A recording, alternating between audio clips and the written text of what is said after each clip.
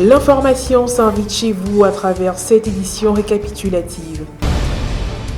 Paroisse Notre-Dame de la Tendresse de la Rivière-Gauve dans l'archidiocèse d'Abidjan. Les enfants de cette paroisse ont vécu une journée de prière en lieu et place de leur pèlerinage du temps de Carême. Ce rassemblement a été marqué par plusieurs articulations, à savoir le chapelet à Saint-Joseph. Je vous salue Joseph, pour que la grâce divine a comblé. Le Sauveur a reposé dans vos bras et grandi sous vos yeux. Vous êtes béni entre tous les hommes et Jésus, l'enfant divin de votre virginale épouse, est béni.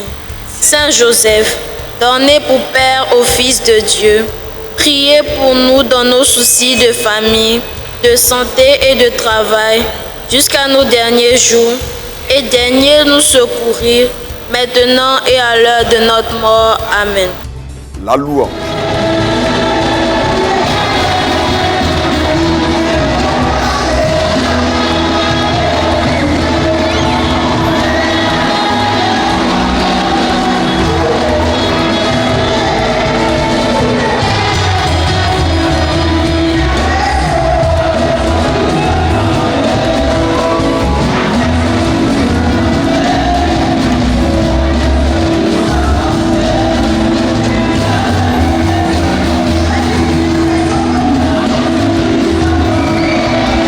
Le temps d'enseignement conduit par le révérend Père Louis-Fernand Seki, aumônier diocésain de la pastorale. Jésus nous a enseigné une seule prière, c'est laquelle? Le Notre Père. Le Notre Père, c'est l'une des plus grandes prières que Jésus nous a enseignées. Et donc, matin quand tu te lèves, tu fais Notre Père, tu pries avec foi. À midi, le soir, tu fais le Notre Père avec foi. Vous voyez, à la fin de Notre Père, il y a une prière qui va vous aider la nuit. Il dit quoi? Ne nous laisse pas entrer en tentation. Voilà. Quand tu fais cette prière-là, la nuit, Jésus te protège. Le tentateur ne peut pas t'atteindre. Les tout petits ont aussi eu droit à la parole. Ils se sont prononcés sur leur résolution du temps de Carême. Je dois être honnête envers mes parents et envers mes amis. Voilà. Honnête. Être lumière à l'église. Vas-y. Je dois aider mon ami ou mon frère qui ne sait pas prier. Je dois écouter la maîtresse et ne pas bavarder en classe. La Journée internationale de la femme, également connue sous le nom de GIF, est née d'un mouvement syndical pour devenir un événement annuel reconnu par les Nations Unies ONU. Cet événement est né en 1908 lorsque 15 000 femmes ont défilé dans la ville de New York pour réclamer des heures de travail plus courtes, de meilleurs salaires et le droit de vote. C'est le Parti socialiste américain qui a déclaré la première journée nationale de la femme un an plus tard. L'idée de rendre cette journée internationale est venue d'une femme appelée Clara Zetkin. Elle a suggéré l'idée en 1910 lors d'une conférence internationale des femmes travailleuses à Copenhague. Il y avait 100 femmes de 17 pays qui ont accepté sa proposition à l'unanimité. La journée a été célébrée pour la première fois en 1911 en Autriche, au Danemark, en Allemagne et en Suisse. Le centenaire a été célébré en 2011. Donc cette année, nous célébrons techniquement la 110e journée internationale de la femme. Les choses ont été officialisées en 1975 lorsque les Nations Unies ont commencé à célébrer cette journée. Leadership féminin pour un futur égalitaire dans le monde de la Covid-19. Le thème choisi cette année célèbre les incroyables efforts déployés par les femmes et les filles du monde entier pour façonner un futur et une relance plus égalitaire suite à la pandémie de Covid-19. Il s'aligne également sur les thèmes prioritaires de la 65e session de la Commission de la condition de la femme. Les femmes sont en première ligne face à la crise de Covid-19 en tant que professionnelles de santé, pourvoyeuses de soins, innovatrices, organisatrices communautaires et pour certaines en tant que dirigeantes nationales figurant parmi les leaders les plus exemplaires et les plus efficaces dans la lutte contre la pandémie. Toujours la GIF 2021 en attendant la tenue de l'activité qu'elles organiseront à Bobacro le dimanche 14 mars prochain À l'occasion de la Journée internationale des droits des femmes, les représentantes de l'Association des femmes de l'Église catholique AFEC du diocèse de Grand-Bassam ont délivré un message en ce jour spécial. Alors le message à apporter aux femmes, c'est de leur dire que cette journée leur est dédiée. C'est une journée certes de revendication des droits de la femme, mais il faudrait que les femmes elles-mêmes se l'approprient. Aujourd'hui, nous parlons de développement, nous parlons des NTIC et il faudrait que la femme se mette au même niveau que l'homme. Elle a des potentialités, elle a des valeurs qu'elle peut exprimer au monde entier. Elle a la capacité intellectuelle pour pouvoir occuper les postes clés de nos pays, de nos différents pays, et même en tant que femme catholique, les postes clés sur les paroisses. Il faudrait que la femme se prenne vraiment au sérieux. D'abord, qu'elle se prenne au sérieux, qu'elle sache qu'elle a sa place. Elle a cette place-là qu'elle doit conquérir au monde entier. C'est vrai, il est vrai qu'on va parler des droits de la femme, des droits de la femme. Il ne suffit pas de parler pour parler. Il faut savoir que la femme doit conquérir ces places-là. Elle doit prouver au monde entier qu'elle est femme de valeur, qu'elle a la capacité d'occuper les postes clés. Je voudrais d'abord exhorter toutes les femmes catholiques à assurer leur leadership, le leadership féminin, en restant à côté de l'homme, mais en se positionnant. Parce qu'aujourd'hui, vous savez que dans tous les domaines, la femme y est présente. Mais le quota de 30% n'est pas respecté. Donc à cela, il faudrait que les femmes s'affirment auprès des hommes, auprès de notre clergé, parce que nous sommes de l'Église catholique, auprès du clergé, prennent des décisions et appuient le clergé à avancer. Qu'elles ne se découragent pas, comme la présidente disait tantôt, mais qu'elles prennent leur bâton de pèlerin et qu'elles puissent, d'où qu'elles soient, de quel milieu qu'elles proviennent, qu'elles puissent s'assumer. Hommage, messe spéciale. Les femmes de la paroisse Sainte-Famille de la Riviera 2, abhorrant pour la plupart le paille national de la GIF 2021, n'ont pas boudé l'attention particulière qui leur a été accordée dans la soirée du 8 mars dernier. Au cours de son homélie qui s'est voulu un enseignement, le célébrant Père Sylvain Kouassi a fait sa prédication autour du thème « Femme sentinelle des nations à la lumière de la vie de la reine Esther ». Une sentinelle, chers amis, chers sœurs, chers mamans, c'est un soldat qui est chargé de faire le guet, de protéger un lieu, de veiller. C'est donc un veilleur, un gardien. Dans la Bible, la sentinelle, c'est celui qui est appelé à prier, à intercéder, à écouter la parole de Dieu, à vivre sous l'action de l'Esprit Saint pour avertir le peuple. Mon propos ce soir n'aura pas 2 points comme d'habitude. Exception oblige et fait oblige. Aura cette fois-ci 3 points.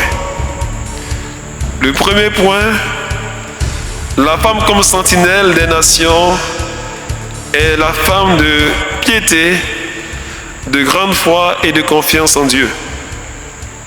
Le second point, femme comme sentinelle, c'est la femme courageuse. Et le troisième point, femme comme sentinelle, c'est la femme qui est dotée de sagesse et d'intelligence. Parce que voyez-vous, la beauté ne suffit pas. Ça ne suffit pas de... Quelle que soit ta beauté, si tu manques d'intelligence, c'est zéro.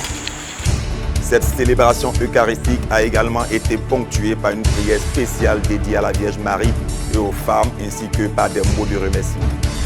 Ces prières de consécration de toutes nos sœurs, de toutes nos mamans, de toutes les femmes à Marie, ensemble.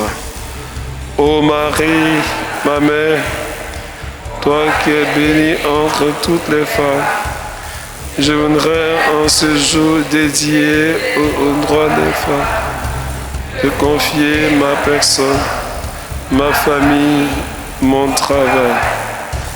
Je voudrais implorer ton intercession auprès de ton Fils bien-aimé Jésus-Christ pour toutes les femmes au chômage, toutes les femmes atteintes par la maladie, toutes les femmes marquées par le deuil, toutes les femmes victimes de violences et d'agressions, toutes les femmes victimes des injustices et des inégalités socio-professionnelles, toutes les femmes blessées et qui pleurent dans le silence de leur cœur, toutes les femmes qui ne se sentent pas aimées et celles qui sont abandonnées, livrées à elles-mêmes, toutes les femmes qui sont aimées et qui aiment.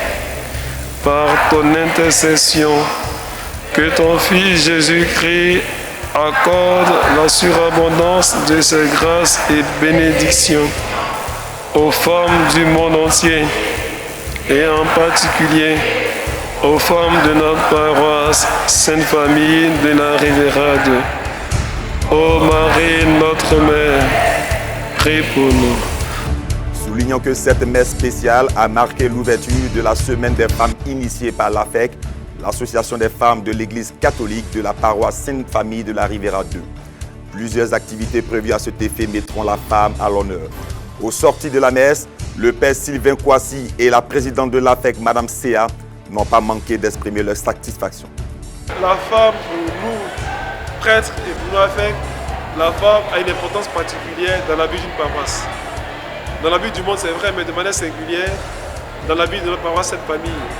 Et les femmes, avec à leur tête Madame Céa, sont vraiment engagées pour le bien de la paroisse. En tout cas, depuis 3 ans, dans les pas de celles qui étaient là avant, l'AFEC de la Sainte Famille travaille, bouge et est même invité ailleurs pour partager son expérience. Donc pour nous, c'est l'occasion de magnifier la femme, de la célébrer, de lui dire qu'elle a de la valeur. Je suis émue au thème de cette célébration pour tout ce qui s'est passé. D'abord pour la présence des femmes. Elles ont répondu massivement à l'appel. Les femmes de toutes générations, de tous âges, de toutes couches sociales, elles sont venues nombreuses, remplies l'église. Vraiment, c'était grandiose, au-delà de nos espérances. En tant que président de l'AFEC et membre de ce bureau de l'AFEC, nous voulons rendre grâce à Dieu. Parce que si lui n'a pas permis cela, cela n'aurait pas eu lieu, cela ne serait pas aussi beau. Merci au Père curé, fondateur de l'AFEC, qui est là, dans les coulisses, en train de nous encourager.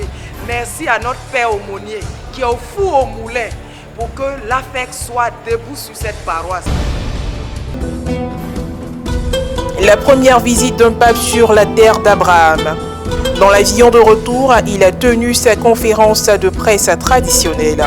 Le Saint-Père a axé son dialogue avec les journalistes sur les étapes de son voyage de 4 jours, à savoir la rencontre avec l'homme sage et l'homme de Dieu, l'émotion face aux églises détruites de Mossoul, l'émotion pour les paroles de la maman chrétienne qui a perdu son fils et a pardonné au tueur.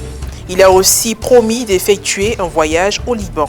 Un extrait de cette conférence. E di penitenza, di andare a trovare un grande, un saggio, un uomo di Dio. E soltanto ascoltandolo si percepisce questo. E parlando di messaggi, io dirò è un messaggio per tutti. È un messaggio per tutti. Patriarca Rai mi ha chiesto per favore in questo viaggio di fare una sosta a Beirut, ma mi è sembrato un po' poco, una briciola davanti a un problema, a un paese che soffre come il Libano. Scrissi una lettera e ho fatto la promessa di fare un viaggio in Libano, ma il Libano in questo momento è in crisi, ma in crisi, non voglio offendere, ma in crisi di vita. Il Libano. Retenons de cette conversation avec les journalistes que la charité, l'amour et la fraternité sont la voie à suivre. C'est ce qu'a déclaré le pape François lors de cette conférence de presse. L'épiscopat sénégalais s'inquiète des violences qui secouent ce pays d'Afrique de l'Ouest depuis le 3 mars. Le 8 mars, il a appelé les Sénégalais par la voix de Monseigneur Benjamin Ndiaye, archevêque de Dakar, à faire preuve de raison, de sagesse et de civisme dans l'intérêt supérieur de la nation. Après avoir suivi non sans inquiétude ces événements, avons estimé de notre devoir, dans l'exercice de la responsabilité pastorale qui est la nôtre, de prendre la parole pour exhorter tous nos chers compatriotes, à tous les niveaux, à faire preuve de raison, de sagesse et de civisme dans l'intérêt supérieur de notre nation. Comme vous pouvez le deviner, notre prise de parole de ce jour a été précédée par la prière, puisque nous assumons aussi une mission d'intercession auprès de Dieu pour son peuple dont nous sommes pleinement solidaires. Nous continuons à prier pour que le Seigneur, le Tout-Puissant, protège notre pays et tous ses habitants, pour qu'il apaise les cœurs et les esprits, qu'il inspire nos paroles, nos faits et gestes. L'arrestation le 3 mars d'Ousmane Sonko, principal opposant de Macky Sall, avait embrasé les rues de Dakar et de plusieurs autres grandes villes du Sénégal, faisant au moins 5 morts. Sonko, âgé de 46 ans, président du parti PASTEF, arrivé en 3e position à la présidentielle de 2019, avait été accusé début février de viol et menaces de mort sur une employée d'un salon de beauté de Dakar. Des accusations qu'il refute, estimant être victime d'un complot et d'une tentative de liquidation politique pour l'empêcher de se présenter à la présidentielle de 2024. Aux yeux de Monseigneur Ndiaye, les événements graves, secouant le Sénégal dans le contexte de la pandémie de Covid-19, ont montré comment le pays pouvait basculer dans une violence aveugle, susceptible de menacer la cohésion sociale. Notre pays est entré dans une spirale de violence qui témoigne d'une crise profonde au sein de notre société sénégalaise. Mais cette crise n'est-elle pas un miroir de ce qui se tapit ou de ce qui sommeille en nous? Ne nous appelle-t-elle pas à mesurer nos responsabilités et à nous ressaisir, nous tous, et à tous les niveaux, du sommet de l'État aux citoyens, en passant par toutes les institutions étatiques, les structures économiques, sociales, culturelles, religieuses, au nom du respect de la vie humaine et du bien commun. Comment ne pas nous incliner avec douleur et contrition devant la mémoire des victimes de la crise que nous vivons présentement? Pour l'épiscopat sénégalais, cette crise appelle les Sénégalais à tous les niveaux de la société à mesurer leurs responsabilités et à se ressaisir. Guinée, les obsèques de Monseigneur Emmanuel Félémou, évêque du diocèse de Cancan, ont eu lieu le mardi 9 mars 2021 à la cathédrale Notre-Dame des Victoires et de la Paix, où une messe d'hommage lui a été dédiée. 9h, la dépouille mortuaire du défunt a été exposée devant l'autel de la cathédrale, pris d'assaut par des fidèles et de hautes personnalités, au nombre desquels figurent les ministres de la Santé et de la Pêche. Entouré de nombreux prêtres venus de partout, l'archevêque de Conakry, Monseigneur Vincent Koulibaly, a officié la messe en souvenir de ce grand homme. Que le Seigneur soit avec vous, s'exclamait devant une foule avant de rappeler le courage et la foi revendiqués de Monseigneur Emmanuel Félémou. Dans la salle, une grande procession a été effectuée en hommage à l'illustre disparu qui va reposer désormais dans l'enceinte de la cathédrale. Monseigneur Emmanuel Félémou est décédé lundi 5 mars à Conakry des suites de maladie. C'est dans le laboratoire de l'Institut sud-africain de recherche à Durban que Sandil Sele a contribué à la découverte du variant 501YV2 du Covid-19. Ce trentenaire a passé des heures de recherche qui lui valent aujourd'hui une renommée au-delà des frontières de son KwaZulu natal. Avec sa maîtrise de biochimie, Sandil Sele a été embauché dans ce laboratoire pour évaluer la résistance du VIH à certains médicaments. À présent, c'est le variant sud-africain qui occupe toutes ces journées. C'est en décembre 2020 que ce variant a été signalé au ministère sud-africain de la Santé.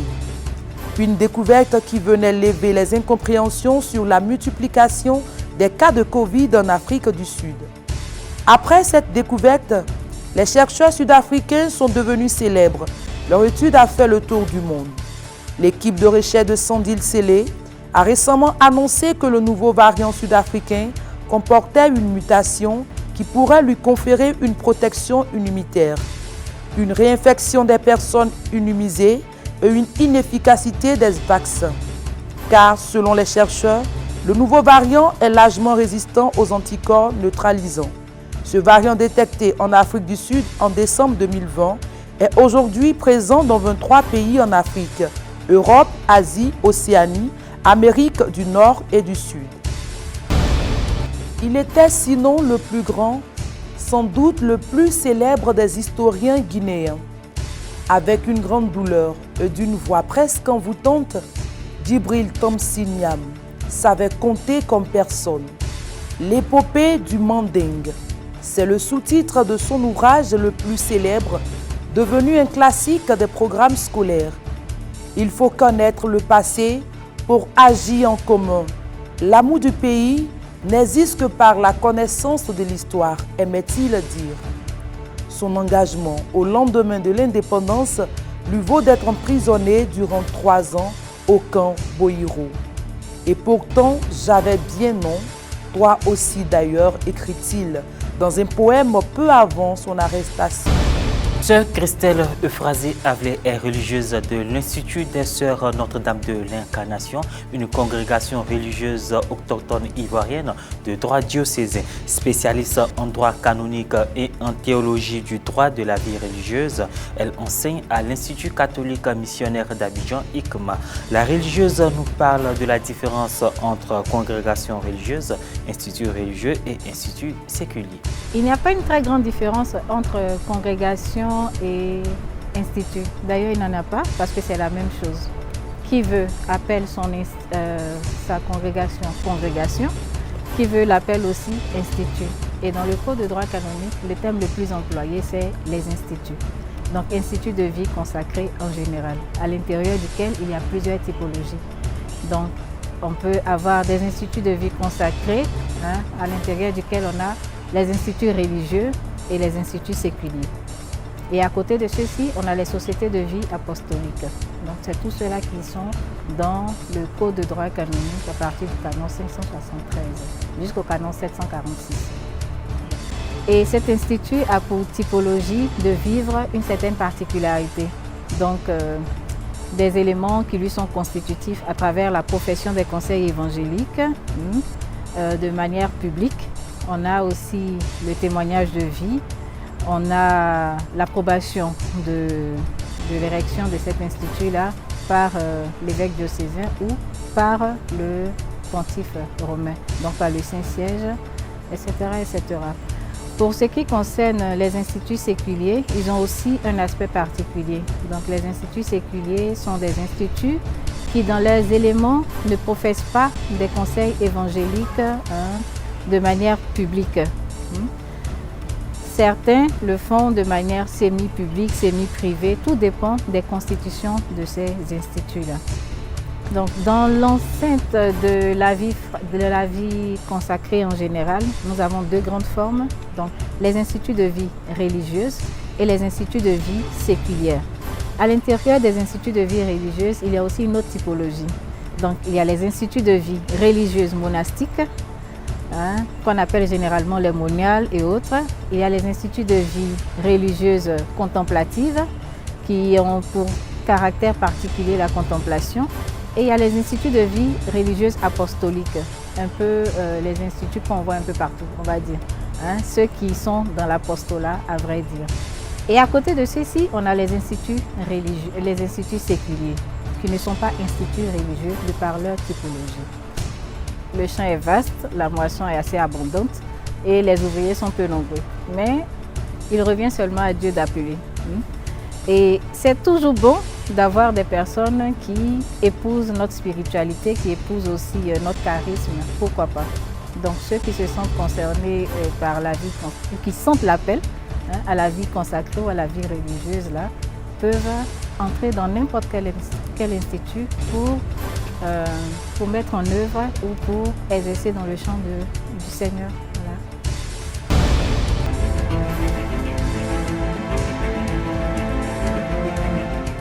Le pèlerinage remonte aux origines de l'homme biblique en commençant par l'expérience d'Abraham. Lors d'un de ces pèlerinages, Jésus a pleuré sur Jérusalem, prophétisant sa destruction. Dominus Flevit est l'un des plus beaux endroits d'où l'on peut contempler la ville sainte. Le matin, le soleil illumine les anciennes murailles. Au coucher du soleil, les pierres de la ville sont teintées d'or. Le sanctuaire est situé au milieu du mont des Oliviers, l'un des lieux préférés des pèlerins, car d'ici on peut voir toute la ville. La ville telle que nous la voyons aujourd'hui n'est pas la ville du temps de Jésus lorsqu'il a prophétisé la destruction du temple. La zone autour du sanctuaire est riche en découvertes, remontant aux premières générations chrétiennes. Des fouilles importantes menées entre 1953 et 1955 par frère Bellamino Bagatti, archéologue du Studium Biblicum Franciscanum, ont mis au jour les restes d'une ancienne nécropole datant de l'époque romaine et byzantine. Un complexe de tombes avec sarcophages et ossuaires. Certaines de ces tombes présentent des signes chrétiens évidents et remontent à la première communauté judéo-chrétienne de Jérusalem.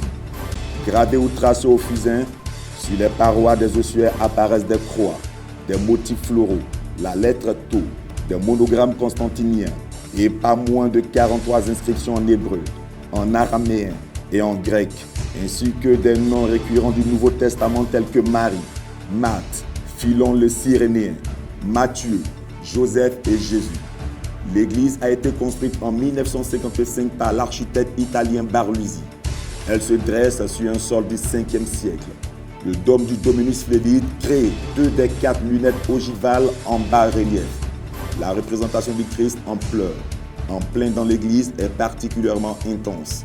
Dans le dessin original, vous pouvez voir le vitrail à travers lequel vous avez aujourd'hui une vue de Jérusalem. Sous l'autel, une mosaïque porte les paroles de Jésus. Le pape François est rentré à Rome le lundi 8 mars 2021 après un voyage historique en Irak. Retrouvez dans cet élément les 5 moments qu'il ne fallait pas manquer de ce périple sur la terre d'Abraham.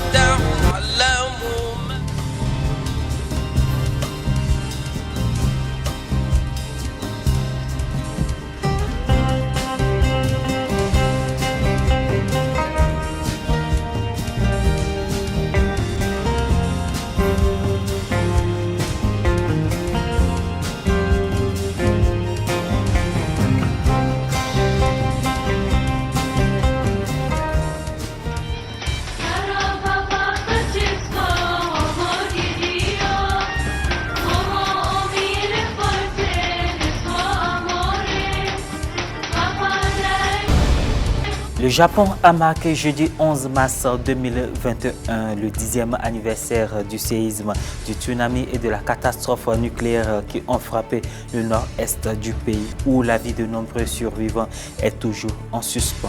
Le séisme de 9,1 sur l'échelle de Richter qui a frappé l'archipel en 2011 a déclenché un gigantesque tsunami qui a pénétré loin dans les terres, détruisant des villes et provoquant un gravissime accident à la centrale nucléaire de Fukushima. À Fukushima, aujourd'hui, 1 minute de silence a été observée à 14h46 heure locale, 5h46 GMT, heure à laquelle le séisme a frappé, en mémoire de ceux qui ont perdu la vie. Plus de 18 000 personnes ont péri dans cette triple catastrophe et près d'1 demi-million de personnes ont été déplacées. 10 ans plus tard, plus de 40 000 personnes ne peuvent toujours pas rentrer chez elles. La plupart d'entre elles venant de Fukushima, où certaines zones sont interdites d'accès en raison de la radioactivité. L'aide à l'Église en détresse, AED, a organisé la 12e nuit des témoins pour rendre hommage aux chrétiens persécutés dans le monde. Le père Chabel Ed Rikazla, l'un des intervenants et prêtre maronite, revient sur la terrible situation des chrétiens d'Orient. Rencontrer des familles, des femmes qui ont été accrochées par leurs seins ou bien qui ont eu des seins coupés, des familles qui ont perdu leur papa ou bien leur grand-mère qui ont été égorgés, qui ont été jetés dans des puits.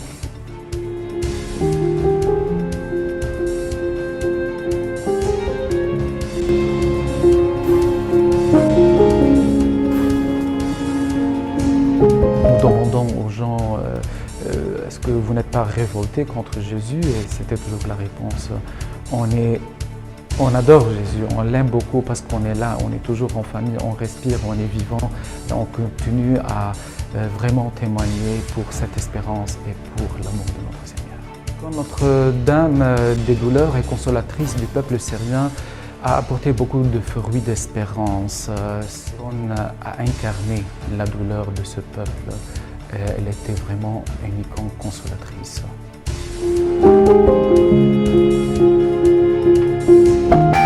Je participe à la nuit de témoins pour sensibiliser les gens que la situation est toujours alarmante dans le Moyen-Orient et il ne faut pas s'habituer au langage de la guerre. La guerre est toujours là et il faut critiquer cette situation.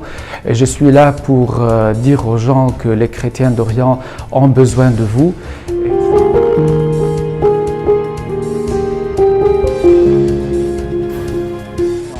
Ils ont été 1,5 million. Maintenant, il faut compter 90 000 chrétiens qui restent. C'est une hémorragie sans fin. Je prie pour eux. Je serai en union de prière avec le peuple irakien parce que c'est un peuple qui a donné beaucoup et qui continue à souffrir. Et c'est un exemple pour moi d'espérance et de foi. 7 pays européens, dont le Danemark et la Norvège, jeudi, ont interrompu l'utilisation d'un lot d'1 million de doses du vaccin AstraZeneca envoyé à 17 pays de l'Union européenne après avoir détecté des problèmes de circulation sanguine chez plusieurs personnes vaccinées. Le vaccin AstraZeneca causerait-il des troubles de la circulation sanguine?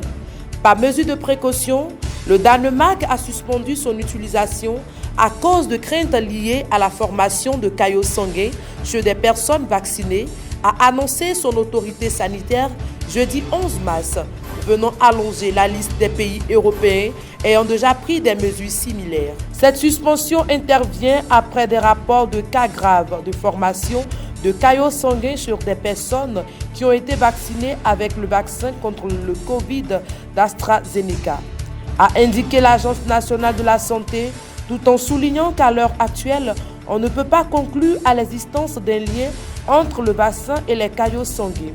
Le Danemark a suspendu notamment l'usage de l'ensemble de ces vaccins AstraZeneca alors qu'une enquête est en cours, suivie de quelques heures plus tard de la Norvège, également par mesure de précaution. 5 autres pays ont suspendu l'utilisation d'un lot.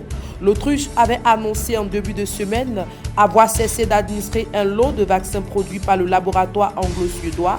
4 autres pays européens, l'Estonie, la Lituanie, la Lettonie et le Luxembourg, avaient suspendu dans la foulée Les vaccinations avec des doses provenant de ce lot, livrées dans 17 pays et qui comprenaient 1 million de vaccins. Pour Paris, il n'y a pas lieu de suspendre les injections du vaccin d'AstraZeneca en France, estime jeudi le ministre de la Santé, Olivier Véran. Face à la fermeture des lieux culturels, le Festival du film et Forum international sur les droits humains s'empare des rues de Genève. Bien qu'organisé en ligne, Covid-19 oblige, le FIFDH 2021 avait invité la graffeuse sénégalaise Zeynix et 2 artistes suisses à réaliser une fresque géante sur un mur dans le cadre de la Semaine de l'égalité. C'est Zeynix LFDM, première femme à faire du graffiti au Sénégal. Oui, un honneur pour moi d'être ici à Genève, de représenter le Hip Hop Girl Scene. L'idée est simple, faire vivre les luttes féministes dans l'espace public. L'idée est simple, faire vivre les luttes féministes dans l'espace public. Les femmes dans l'espace public sont visibles. Et c'est pas de l'affirmer, mais c'est de le confirmer. Oui, avec cette fresque gigantesque derrière, je pense que ça a été bien confirmé parce qu'il y a eu 3 femmes sur ce mur pendant une dizaine de jours. Mais en Europe ou en Afrique, les combats féministes sont les mêmes, à divers degrés. Voilà le message que voulaient faire passer les graffeuses sénégalaises et suisses, Amical et Nadia Seika. Oui, c'est pour dire les femmes sont bel et bien là en fait et malheureusement c'est aussi une cause où on est encore obligé de le revendiquer aujourd'hui parce qu'on est bien loin de l'égalité. Et pour la 19e édition du festival, la 2e en période de pandémie, il était important d'être présent physiquement, même si les organisateurs ont su investir de nouveaux canaux numériques, vidéo et audio, comme l'a expliqué Boris Mabillard. Et plus encore, car ce portrait est inspiré d'une photo de femme prise en 1963 par Gordon Bach. C'est un immense honneur pour moi, a dit l'homme d'affaires de 59 ans qui avait été adoubé par la FIFA en saluant l'unité de l'organisation. Le président des Mamelodi Sundowns succède ainsi au malgache Ahmad Ahmad, suspendu de ses fonctions à l'été 2019 avant la fin de son mandat pour plusieurs violations éthiques dont la distribution de cadeaux et le détournement de fonds. Le milliardaire sud-africain Motsepe, un self-made man jusque-là relativement inconnu du monde sportif, faisait figure d'outsider jusqu'à ce que ses 3 rivaux, le Sénégalais Augustin Senghor, le Mauritanien Ahmed Yahya et l'Ivoirien Jacques Anouma, se rallient à sa candidature quelques jours avant le vote. Les 3 ont obtenu en contrepartie la garantie de poste respectivement de premier et second vice-président et de conseiller du futur président avec un programme commun. Vous avez tous la même vision aujourd'hui, c'est la célébration de cette unité, a déclaré le président de la FIFA Gianni Infantino à l'ouverture des débats dans un hôtel de Rabat. Ensemble, on gagne. Le foot, c'est un sport d'équipe. La valeur la plus importante du foot, c'est l'esprit d'équipe, a-t-il déclaré en réponse au mouvement de grogne soulevé par ce que certains considèrent comme une interventionnisme de la FIFA. Déjà pendant 6 mois, au second semestre 2019, la mise sous tutelle de la CAF avec la présence au siège du Caire de la secrétaire générale de la FIFA, la Sénégalaise Fatma Samoura, avait hérissé de nombreux membres de la Confédération. Cette édition d'information se referme. Merci pour vos suffrages renouvelés et excellente suite de nos programmes.